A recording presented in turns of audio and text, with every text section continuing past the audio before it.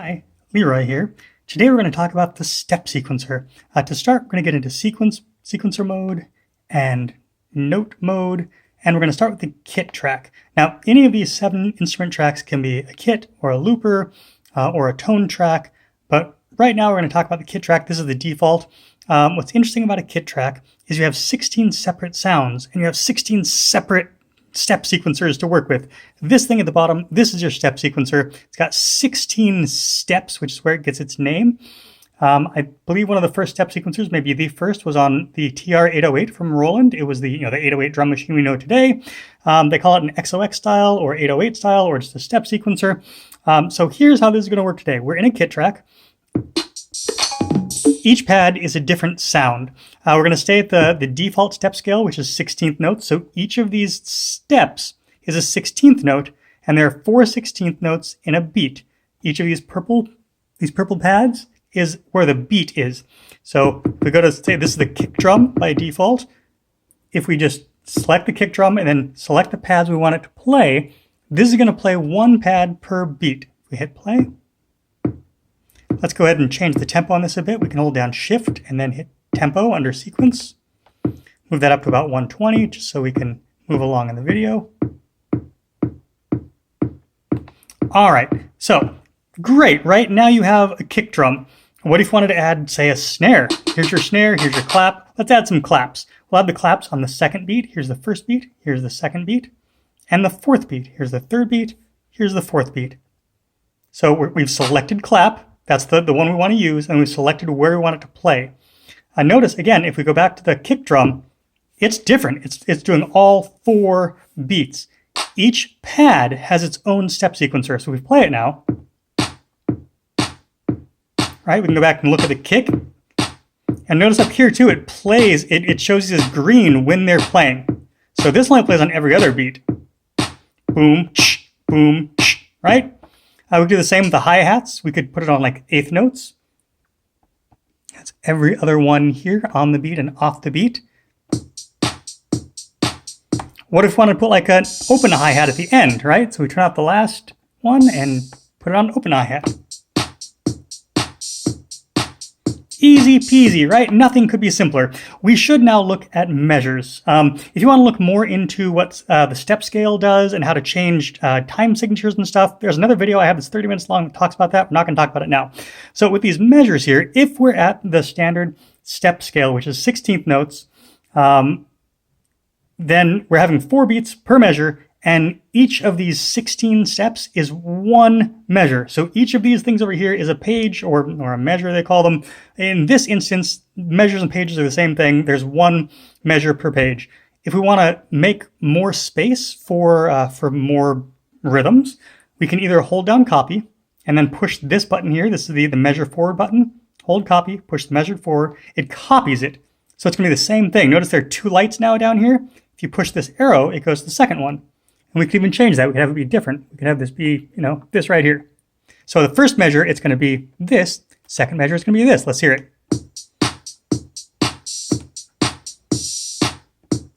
Got it? Good. Excellent. Do note that when you hit copy and you hit the arrow key, it just doubles it. So we're at 2 measures now. If we hit copy and do that again, we're going to be at 4 measures. If we do it again, we're going to be at 8 measures. That's the max we can do. Now, how are we at 8 measures? We've only got 4 dots, right? Notice that this arrow on the left is lit. That means you're in the first 4 pages. And you're at the second page of those first 4 pages because the second one is brighter. Now you're at the third. Now you're at the fourth. When you go past this 4th one, now this right arrow lights up instead of the left arrow, meaning you're on the second part of your 8 pages. And this is the first one. This is actually measure 5, 6, 7, 8. And again, if we go back before 5, that arrow turns off, this arrow turns on, and this light lights up. We're at the 4th bar, 3rd bar, 2nd bar, 1st bar. Again, remember that these, when you use the copy function, it copies what you have. So it's going to be full of already what's in there. So if we look at, say, the kick drum, right? Every measure is going to be 4 beats. We can go ahead and change it now. Like if this is the 7th measure, we can turn off the first beat. 8th measure, we can turn off the first 2 beats. It still will retain those, but when you copy, you're copying what you already have. You can also hold down copy and go back, and it removes measures the same way. We're now at 4 measures, now at 2 measures, Now, one measure, there is something else you can do to if you don't want to copy. You can hit edit and one of these measure buttons, one of the arrows, and then change the step length. If we change this to 32, because there's 16 per page, we now have 2 bars. See this light up when I go past 16, the second light lights up? See? So we go to 32. Now if you arrow over, it does still have the same thing, but this is only because we did this before. If we hadn't copied it before, when we changed the step length, it would just be blank. It just adds more and it'd be completely blank. Anyway, so that is how the step sequencer works basically with a kit track. Again, each pad is going to be a different step sequencer. So you can sequence each of these completely separately. The tone tracks are a little bit different. Before we get there, I do want to talk about one more thing with the kit tracks. So let's go ahead and clear this stuff out. We'll make a little room here. Sorry, we don't need both those measures. Okay, good. We're not going to use this or that. All right, what we're going to do is we're going to change the scale a little bit to make it a little faster so we can hear what's going on. We're going to make this just 3 of these. And we're going to put this down at 8 notes. And we're just going to put 3 hi-hats. We're going to move the tempo down just a little bit because I want to show you something that's really important about the step sequencer. Okay, so we just have 3 steps. It's just repeating 1, 3, 1, 2, 3, 1, 2, 3. Okay. If you hit edit and hit a pad, you have more options for editing the step. It shows velocity first. That's how hard it's hitting. So if we turn this down, listen to the 3rd step when it turns green here. See how it gets softer at the end? Dot, dot, dot, dot, dot, dot. We could also turn it up. Dot, dot, dot, dot, dot, dot, right? By default, it's at 100. Oh, sorry, we're at the wrong page too. We're at the second half already. Sorry about that. When it first, oh no, we aren't. This next one is, it's where the step goes, where it starts. At 0, it means it starts right at the step. If you start to change it, you can make it come off the step.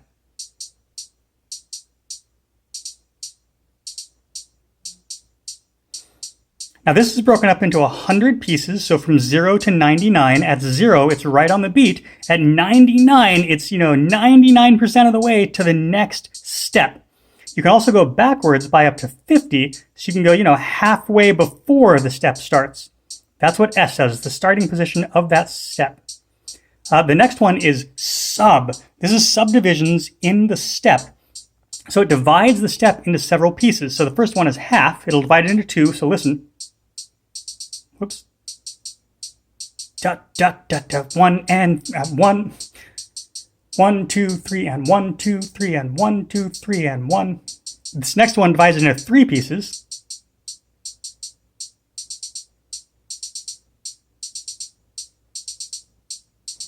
This divides into 4 pieces. This flam divides into 4 pieces, but just plays the first 2 and then rests for the last 2. This one divides it into 3 pieces. It plays the first piece and the 3rd piece and doesn't play the 2nd piece. It gives it a swing feel.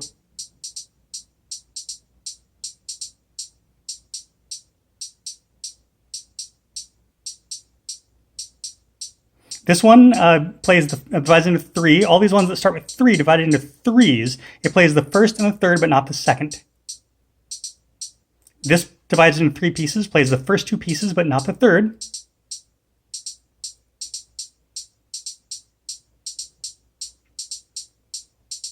This one divides into 3 pieces, plays the first 2, but not the 3rd. Sorry, the other one was just the 2nd.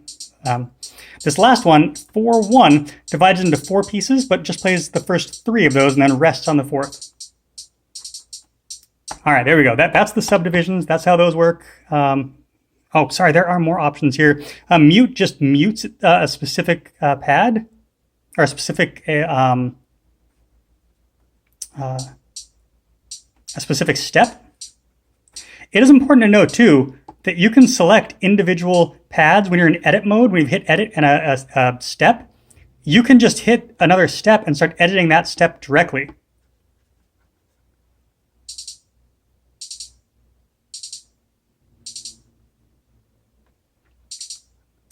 Length, we're not going to talk about now. We're going to go to a tone track and talk about how the length works. So To move between these two menus in the edit step mode, you just use the value knob to go back and forth. And then you use the control knobs underneath to control which value is directly on top of it. Okay. All right, let's go ahead and turn these off. We're going to exit out of here, turn these steps off. We're going to go to a tone track. By default, instrument 1 and 2 are already tones. This is a bell. So we're just going to use that to see how it works using tone tracks, because it's a little bit different. So first, you select a note and then hit the step that you want to turn it on to.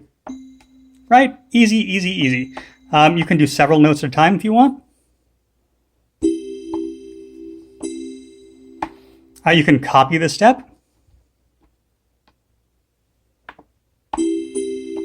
The way you do that, by the way, is you can push copy and hit a step. The easiest way is to hold copy. Whoops, sorry. Cleared that out. All right. So the easiest way is to hold copy, hit a step, and then that's the first step. Then you hit the last step you want it to record. We just want the one step now, so we hit it again because we're saying we want this step and only this step. And then we hit the step we want it on. Let's put it on 6. And then it says, hey, do you want to copy this? It just wants to make sure you're doing that correctly so you don't overwrite something. You say yes. There it is. Great, right? There's more stuff you can do in edit with these. If you hit edit and then hit the step that already has something. By the way, they turn red when you add data, right? So first of all, notice you have num1. What is that? Let's take a look. If we scroll with this wheel here to num2, look, it's got all the notes that we played in the chord. Crazy, right? So it's got a C, an E, and a G. It's a C major chord. If we wanted to add another note, notice it turns red. This is showing all the notes that are in there. Now it's got a fourth note, C5. So we just played the major chord and an octave. So the first one is the note number. You can have up to 8, 12, 16. I don't remember. Sorry, I don't know off the top of my head. Let's see. I think we have 16. 16. Let's see if we can do more. I don't think we can. I think 16 is it. Yeah, 16 is it. It starts cutting off notes after 16. So you can do up to 16. That's going to sound terrible. Why don't we listen? Great. So again, you can select any of the notes you have. They're all going to be listed here, and they have numbers. Why did that? It's weird. Anyway, so they're all 16, and then it shows the note. C, for instance, is the note name, and 4 is the octave it's in. This is C3. Let's clear this. There we go. All right. So if we edit this one, or C4, sorry, this one by default is C4. Are we in the right octave? I do that all the time. Yeah, we are. Okay. It depends on the synth you're using. Some are labeled C3, some labeled C4. So this is C4. There we go, C4. This one is what's important. By default, when you put in steps melodically this way using the step sequencer, the length is always 0.8, and that's 0.8 steps. So it's not quite one step. Okay, if we want it to be longer, we can make it, say, 4 steps. That'd be 3.99. We can hold down Shift to make it go faster. 3.99 to be as far as we can go. But listen, it's going to hold out now until here. Then we'll have a little rest, and then this. Excellent. The big issue with that is you have to do that for each step and each note in that step. So if we go to note 2, notice, oh, we didn't have a second note. Of course we didn't. Sorry. Let's try that again. So if we, let's do a quick chord again, C major, edit it. So if we take note 1 and move it up to like 3.99, notice note 2 and note 3 are still at 0.8. So if we want all of them to ring out for the same amount of time, we have to make those longer as well. It's very tedious. For melodic stuff, it's difficult. Step sequencers weren't made for things like this. There are ways around this, but for now, just know that every note has to be programmed separately for the length. The next page is, again, velocity. That changes how hard the notes are hit. And again, it's per note number because you can have several notes on here. So each of these notes can have a different velocity and a different starting point on the step. This is where it is on the step. 0 is right on the step. Up to 99 is, off the step. And negative 50 is the same thing. The sub steps work the same way. You can change these.